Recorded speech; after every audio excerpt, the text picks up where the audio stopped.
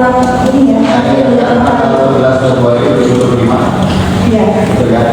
Ada tangan ya? Iya. Oke. Saudara ahli, bisa saudara ahli jelaskan riwayat penyidikan? Baik, S1 hukum dari Universitas Muhammadiyah Budi Medan, kemudian S2 juga dari kampus yang sama, S3 dari Unisula Semarang, S3 dari FPT Universitas Muhammadiyah. Oke. Profesornya tidak resmi Di Unpad. Kemudian riwayat pekerjaan. Ya, riwayat pekerjaan saya pernah menjadi sekretaris universitas, kemudian jadi wakil rektor juga, kemudian saat ini menjadi guru besar. Saat ini jadi guru besar. Ya, pidana. baru. Oke, Prof. Langsung saja, Prof ya. Saudara ahli, waktu saat dilakukan penyidikan, apakah di dalam BAP saudara ini diberitahukan mengenai keterangan saksi maupun saksi itu tersangka dan dijelaskan pada saudara tidak? Iya. Bisa mana gitu? Oke. Sebelum itu, saya mau menjelaskan dulu. Saudara, ingin menanyakan saudara ahli, apa sih perbedaan antara pasal 368 dengan 369? Baik, ingin menjawab. Pasal 368 dan 369 sama-sama pemerasan, tapi yang satu dengan ancaman kekerasan, yang satu lagi dengan ancaman pencemaran. Kemarin. Baik, pasal 368 KUHP itu tentang pencemaran. Pasal 369 ayat 1 KUHP tentang pencemaran, cuma bedanya adalah yang 368 KUHP tadi itu ada ancaman kekerasan, kalau yang 369 adalah ancaman pencemaran. Pencemaran ya, 368 itu dengan ancaman kekerasan, pemerasan dan ancaman kekerasan. 369 itu pemerasan juga, tapi dengan ancaman pencemaran. Dan ini dalam delik yang sama-sama pencemaran. Iya. Sama-sama pemerasan. Sama-sama pemerasan. Kalau itu induknya, kemudian kita lari ke undang ini. Apa sih perbedaannya pasal 29 ayat 1 dengan 27 ayat 2? Nah, Gimana? ya. Pasal 27B ayat 1 itu mirip dengan 368 ayat 1 dengan kekerasan kemudian ini. Kemudian pasal 27B ayat 2 itu dengan ancaman pencemaran juga. Oh, itu berarti 368 itu sama seperti 27B ayat 1, namun media yang mengambil elektronik. Iya. Itu 369 sama dengan 27B ayat 2, namun media yang elektronik. Iya. Tapi 27B ayat 1 dengan 27B ayat 2 sama-sama dari deliknya sama-sama pemerasan juga. Sama-sama pemerasan. Sama-sama pemerasan ya. Oke. Kemudian saya mau menanyakan terkait unsur 369. Dengan maksud pemukulan diri sendiri atau orang lain secara langsung, dengan ancaman pencemaran baik dengan lisan maupun dengan tulisan, atau dengan ancaman pembunuhan, bisa saudara jelaskan dengan pemukulan diri sendiri atau orang lain secara langsung? Baik, dengan memperbaiki diri sendiri atau orang lain secara hukum, tujuannya adalah seseorang itu dengan niat, ya, dengan niat tentunya ada mensanya di sana, dengan maksud memperbaiki diri atau orang lain secara hukum, dengan membuat ancaman, ya, pencemaran atau pencemaran tertulis atau untuk membuat rahasia. Nah, terlepas dari misalnya apakah pencemaran tadi itu dengan tujuan untuk hal yang seperti saya tadi BAP dan dituangkan oleh pihak penyidik, tapi pada intinya ketika sudah membunuhkan atau merusak kehormatan atau membuka aib seseorang itu tidak diperbolehkan dan melanggar pasal 369 ayat 1 1 KUHP. Dengan ancaman pencemaran baik dengan lisan maupun dengan tulisan. Ya, Kemudian atau dengan ancaman akan menyita rahasia. ya. Nah, apa perbedaannya apa sih? Dengan ancaman pencemaran nama baik, dengan ancaman pencemaran baik dalam lisan maupun tulisan, atau dengan ancaman akan menyita rahasia. Antara pencemaran dengan lisan, perbedaannya apa dengan pencemaran dengan tulisan dan akan menyita rahasia?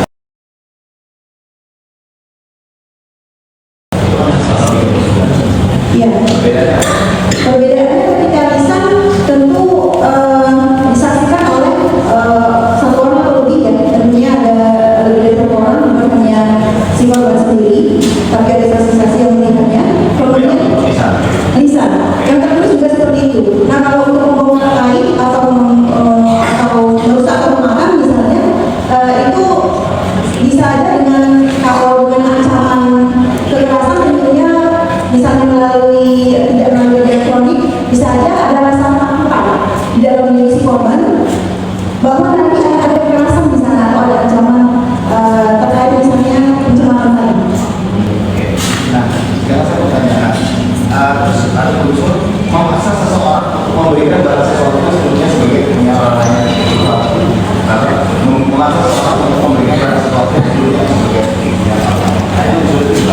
Ya, baik di pasal 369 ayat 1 KUHP itu termasuk delik material. Jadi menurut putusan dari Mahkamah Agung nomor 52K PIK 2022 bahwa pada intinya menyatakan ketika korban sudah memberikan sebagian dari yang diminta oleh si pelaku, maka itu dianggap sudah memenuhi unsur dari pasal 369. Kalau ada penyerahan, Ya, berarti sudah menutup. ya. Oke, berarti bisa kita akan dulu. Bisa gimana? Ada pencemaran baik bisa maupun bisa. Bukan di gambarnya. Gambarnya. Terus memberikan sesuatu barang, berarti semua unsur. Ya. Iya. Nah, kemudian, saudara ahli, apabila saya mau mengilustrasikan, apabila ada seseorang public figure ini menurut kita harus public figure ini mereview baik itu produk ataupun secara pribadi terhadap seorang korban. Nah, kemudian antara si public figure ini memiliki asisten atau rekan yang memang berhubungan langsung dengan si korban tadi. Nah, antara si asisten ataupun si rekan tadi dengan si korban ini terjadilah permintaan uang, yang mana diketahui juga oleh suami itu. Nah, kemudian uang itu diserahkan, dan uang itu dari si asisten diserahkan juga kepada si public figure. Kenapa mau diserahkan? Karena di sini tadi ada ancaman bahwa akan dilakukan speak up, yang mana sebelum-sebelumnya sudah ada di review jelek. Jadi takut di review jelek lagi untuk tidak speak up, maka diserahkan uang dan itu diterima. Nah, menurut saudara ini apakah bisa ini karena kalau yang media elektronik, kita ambil sama itu juga ayat 2 dengan 39. Kalau medianya media elektronik tidak cerita resikonya, kita mudah. Nah, ini sangat dilihat sebagai wujud ayat 2 secara khususnya apabila ada itu Baik, izin menjawab. Seperti yang saya sampaikan bahwa 27B ayat 2 ini dengan 3 ayat 1 KUHP yang bedanya adalah media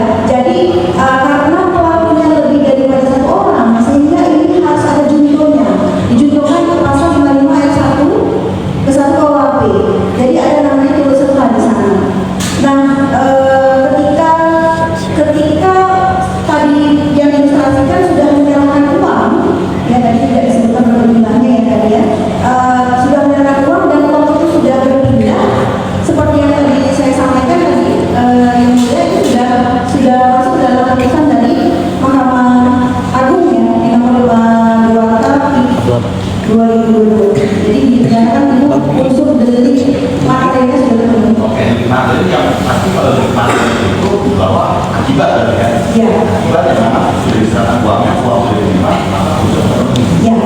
Gitu ya. Nah, sudah hati ya. Dan kemudian untuk hal yang seperti itu, untuk pasal 55 dalam uraian pasal 55 kan ada menyalahkan, menyuruh melakukan atau terus melakukan. Jadi kita pendek. Nah, dalam terus serta kejaksaan di pasal 55 apakah seseorang atau maksudnya dua orang atau lebih harus sama-sama melakukan perbuatan yang sama atau masing-masing memiliki peran yang tersendiri, peran yang berbeda, namun menjadi satu kesatuan suatu perbuatan yang memiliki unsur atau memang harus sama-sama. Misalnya saya mengambil ini, saya bersama dengan saya ini, ayo sama-sama ambil kita berarti mengambil. Atau memang ada peran masing-masing yang satu sama lain berbeda peranannya, tapi satu kesatuan sehingga memiliki unsur. Dari pasal 27B misalnya. Ya, itu saudara. Baik, jadi pasal 55 ini 55 satu KUHP ya, ini dipidana sebagai pelaku ya. Yang kesatunya yang melakukan, yang turut serta melakukan, yang menyuruh melakukan, sehingga walaupun ini perannya berbeda-beda, namun dengan gabungan tadi ini sudah memenuhi unsur gitu. Kerjasama, dia istilahnya kerjasama yang solid ya, sehingga bisa membuat pasal 55 itu walaupun perannya berbeda-beda, tapi sudah bisa terpenuhi. Iya, dengan peran yang masing-masing. Oke, saya masuk aja langsung dari Guys, sudah ya, kita pamit dulu, break dulu. Udah baterainya udah habis. Terima kasih. Lanjut lagi nanti. Assalamualaikum. Petutur gitu ya. Nah, apabila seseorang melalui WhatsApp, gitu ya, melalui WhatsApp mengatakan untuk meminta sejumlah uang 5 miliar, minta melalui WhatsApp, atau itu kan apakah bisa dibilang perbuatan mendistribusikan atau mentransmisikan informasi atau dokumen elektronik meminta uang melalui WhatsApp dulu, WhatsApp. Baik, itu bisa. Bisa ya? Ya. Karena WhatsApp itu merupakan dokumen elektronik. Ya. Saling melalui WhatsApp. Iya. Terus kemudian apabila perbuatan tersebut ada meminta uang yang disepakati oleh si public figure dengan si asisten, apakah bisa dikategorikan dengan maksud untuk mengumpulkan diri sendiri atau orang lain secara penuh? Ya, karena di sana ada kalimat-kalimat yang membuat si korban ini merasa takut. Ya, saya lihat di WhatsApp itu ada yang membuat takut sehingga gini, ketika seorang menyerahkan suatu barang, walaupun dia yang menyerahkan, tapi belum tentu dengan sukarela, belum tentu. Jadi tindak pidana pemerasan dengan tindak pidana pencurian dengan kekerasan ini hampir mirip yang mulia. Bedanya adalah dalam tindak pidana pencurian dengan kekerasan, barang itu diambil oleh pelaku di tangan korban. Tapi dalam tindak pidana pemerasan, barang itu korban sendiri yang menyerahkan kepada pelaku karena atau setelah mendapat ancaman atau kekerasan. Oke. Nah, itu untuk unsur ya, tadi unsur ya apa namanya dengan maksud untuk menguntungkan diri sendiri atau lawannya secara hukum ya.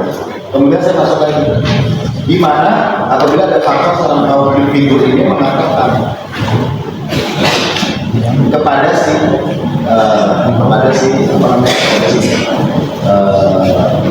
kepada si partnernya tadi yang merupakan asisten tadi mengatakan bisa hancur kredibilitas mereka sebagai dokter bukan Kak Niki udah punya sertifikatnya semua, jadi jangan bohong apa yang dia mau makan anjing 5 miliar, tapi mulutnya Niki mahal. Lo harus bilang Niki udah pegang skincare semua, suruh TG atau transfer hari ini.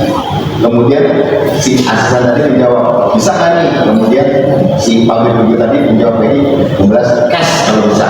Atas perbuatan tersebut, saya belum selesai. Atas perbuatan tersebut, alhasil si asisten berbicara dengan si korban, berbicara dengan korban, santai-santai. Ini berbicara antara asisten dan korban, santai-santai. Makanya juga sebenarnya ngomong gak enakan. Kayak manusia kan kalau mau ditutup mulutnya pakai apa? Pakai uang, gitu aja sebenarnya. Aduh saya tidak ini loh, nggak enak. Sebenarnya secara nominal kalau di telepon, tapi kalau misalnya dokter Reza itu namanya dokter semua. Jadi misalnya dokter pengen nikah tidak speak up, ya. Kalau misalkan dokter Reza pengen nikah tidak speak up, ada desainnya dokter Reza. Dokter Reza tinggal kasih dia uang 5M. Nah, dari perbuatan si public figure tadi ke asistennya, kemudian asisten juga ada berbicara dengan si korban tadi, apakah itu bisa dikenal apakah masuk ke dalam unsur dengan ancaman pencemaran atau dengan ancaman membuka rahasia, memaksa orang lain supaya memberikan suatu barang yang sebagian atau seluruhnya milik orang lain. Ya, jadi saya tambahkan, ya baik begini. Jadi uraian peristiwa yang tadi Bapak DPU sampaikan,